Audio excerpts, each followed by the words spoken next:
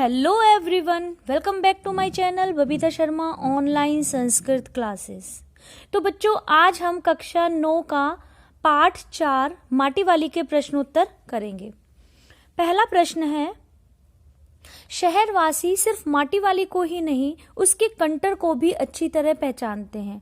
आपकी समझ में वे कौन से कारण रहे होंगे जिनके रहते माटी वाली को सब पहचानते थे? तो माटी वाली बहुत ही बूढ़ी महिला थी, बहुत गरीब थी। वे माटा खाना से माटी लाती और टिहरी शहर के प्रत्येक घर में माटी पहुंचाती थी। उसका कोई प्रतिद्वंदी नहीं था। इस काम को करने वाली वो एक अकेली महिला थी, इसीलिए सभी उसके ग्राहक थे और उसे अच्छे से पहचानते थे।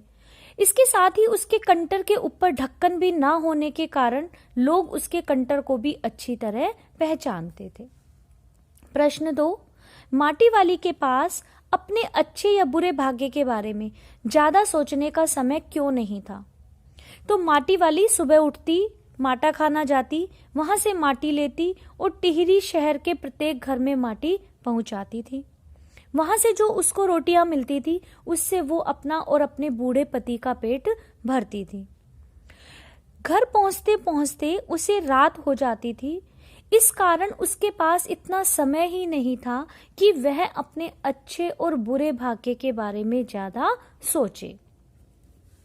प्रश्न 3, भूख मीठी कि भोजन मीठा से क्या अभिप्राय है?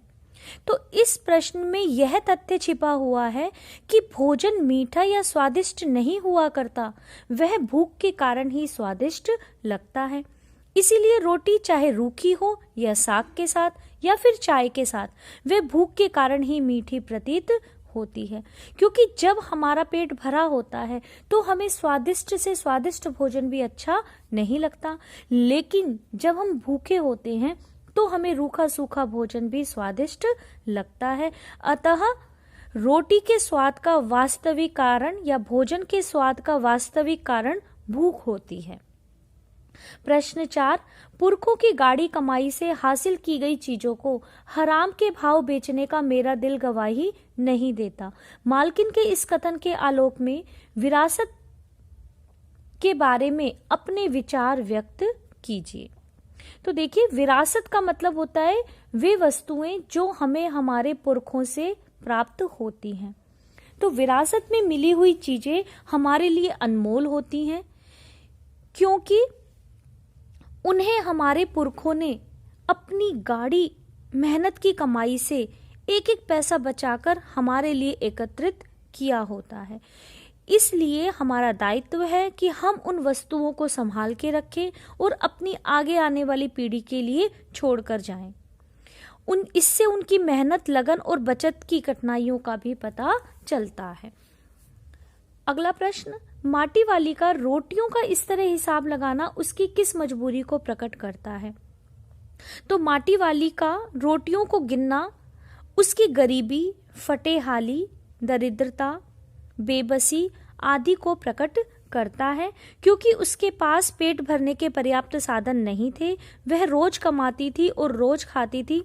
उससे ये भी पता चलता है कि उसे केवल अपना ही नहीं, अपने बूढ़े पति का भी पेट भरना होता था, इसीलिए उसे रोटियों का बराबर हिसाब रखना पड़ता था। अगला प्रश्न है, आज माटी वाली बूढ़े को कोरी रोटियां नहीं देगी। इस कथन के आधार पर माटी वाली के हृदय के भावों को अपने शब्दों में लिखिए।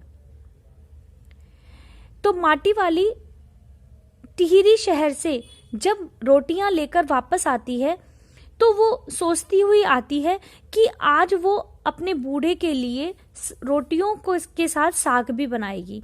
वो प्याज खरीदेगी, प्याज को कूटकर और तलकर उसके लिए सब्जी बनाएगी और पहले बूढ़े को रोटी नहीं दिखाएगी।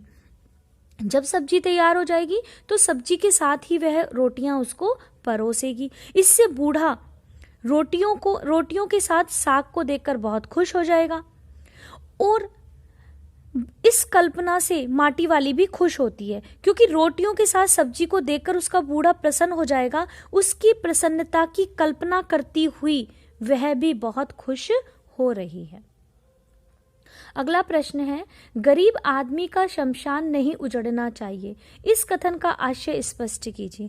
तो इस कथन का आशय है कि गरीब आदमी का रहने का ठिकाना उससे नहीं छीना जाना चाहिए, क्योंकि गरीब आदमी अपने स्थान से उजड़कर दूसरे स्थान पर बसने में समर्थ नहीं होता, इसलिए वह अपने स्थान से उजड़ जाए तो फिर उसकी मिट्टी खराब हो जाती है, वह मारा मारा फिरता है। इसलिए उसे अपने निवास स्थल पर ही रहना चाहिए, जहां वह जन्म लेता है, जहां वह सारा जीवन व्यतीत करता है, अंतिम सांस तक उसे वहीं रहने दिया जाना चाहिए। अगला प्रश्न है, विस्थापन की समस्या पर एक अनुच्छेद लिखिए। तो देखिए, विस्थापन जो शब्द है दो शब्दों से मिलकर बना है, वि जमा स्थापन। इसका अर्थ होता है किसी अन्य स्थान पर स्थापित होना, दूसरी जगह पर स्थापित होना। विकास एक आवश्यक प्रक्रिया है जो अपने साथ ढेर सारी खुशियां और रंगीन सपने लेकर आती है। विकास के क्रम में जो कार्य किए जाते हैं वे कुछ लोगों के हृदय पर ऐसे घाव दे जाते हैं जिनका दुख वे आजीवन भोगते हैं। विकास के नाम पर नदियों पर बड़े बड़े और ऊंचे ऊंचे बांध बनाए जाते हैं, जिससे शहर, गांव, जंगल, उपजाऊ जमीन आदि जलमग्न हो जाती हैं। बांध बनाने से पहले वहां रहने वालों को अन्यत्र विस्थापित किया जाता है, जिससे उनके सामने रोजी रोटी की समस्या उत्पन्न हो जाती है। ऐसे लोगों के बच्चों का भविष्य भी प्रभावित होता है। यद्यपि सरकार इन लोगों के विस्थापन की व्यवस्था करती है, परंतु माटी वाली की बहुत लोग ऐसे हैं जिनके पास जमीन जायदाद का प्रमाण पत्र नहीं होता। इन लोगों को तब विशेष परेशानी का सामना करना पड़ता है। उनकी स्थिति न घर की न घाट की वाली हो जाती है। वास्तव में विस्थापन अपने साथ कई समस्याएं लेकर आता है, जिसका समाधान विस्थापन से पहले ही कर लिया जाना चाहिए। तो ये तो थे आपके अभ्यास के प्रश्न। इसके अलावा इसके अतिरिक्त प्रश्न भी हैं, वो भी देख लीजिए आप कि इसके अतिरिक्त प्रश्न। पहला प्रश्न है, टिहरी शहर के पास गांव में रहने वाली बुढ़िया को विस्थापित क्यों होना पड़ा?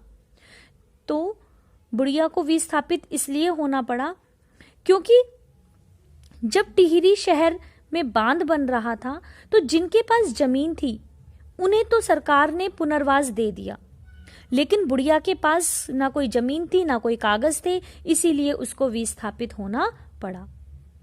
ठकुराइन ने बुढ़िया को भाग्यवान क्यों कहा? तो जब ठकुराइन के घर माटी वाली आती है माटी का कनस्तर लेकर, तब वे चाय बना रही होती है। भारतीय संस्कृति में मेहमानों को भगवान का रूप माना जाता है, इसीलिए उसने कहा कि तू भाग्यवान है जो चाय के टेम आई है हमारे घर, भाग्यवान आए खाते वक्त। अगला प्रश्न है, शहर वालों को लाल मिट्टी की जरूरत क्यों होती थी? तो दो नदियों के बीच बसे टिहरी शहर की जमीन रेतीली थी। वे लोग खाना पकाने के लिए चूल्हा जलाते थे और हर बार उन्हें चूल्हे को लीपने के लिए लाल मिट्टी की आवश्यकता होती थी, क्योंकि रेतीली मिट्टी से पुताई नहीं हो पाती थी, इसीलिए उन्हें लाल मिट्टी की आवश्यकता होती थी। इसके अलावा साल 2 साल में वो अपने घर की दीवारों को भी लिपाई करते थे, उसके लिए भी उन्हें लाल मिट्टी की आवश्यकता होती थी। टिहरी शहर में आपाधापी कब मची थी? जब टिहरी बांध की 2 सुरंगों को बंद कर दिया गया तो शहर में पानी भरने लगा। शहरवासी अपने घरों को छोड़कर यहाँ वहां भागने लगे, इस कारण सारे शहर में आपाधापी मच गई थी। अगला प्रश्न है, नगर वालों के लिए माटी वाली क्या महत्व रखती थी? तो देखो, टिहरी शहर जो था वहां पर रेतीली मिट्टी थी, इसलिए माटी वाली उनके लिए बहुत अधिक महत्व रखती थी, क्योंकि उनको चूल्हे को जलाने के बाद उसे लीपने के लिए लाल मिट्टी की आवश्यकता पड़ती थी और वह लाल मिट्टी केवल माटी वाली ही उनके घर तक पहुंचाती थी। माटी वाली ने मालकिन द्वारा दी गई 2 रोटियों का क्या किया? तो माटी वाली ने मालकिन के द्वारा दी गई 2 रोटियों में से एक रोटी तो उसने अपने सर पर रखे हुए कपड़े में लपेट ली और एक रोटी वो चाय के साथ उसने उसी के घर पर ही खा ली थी। आजकल के घरों में कौन से बर्तन दिखाई नहीं देते और उनकी जगह किस धातु के बर्तन आ गए हैं? तो आजकल के घरों में पीतल, कांसे और तांबे के बर्तन दिखाई नहीं देते हैं। किसी किसी के घर में सजावट में ये बर्तन दिखाई देते हैं और अब इनकी जगह घरों में स्टील, कांच और प्लास्टिक के बर्तन आ गए हैं। तो उम्मीद है आपको प्रश्नोत्तर समझ आए होंगे। धन्यवाद।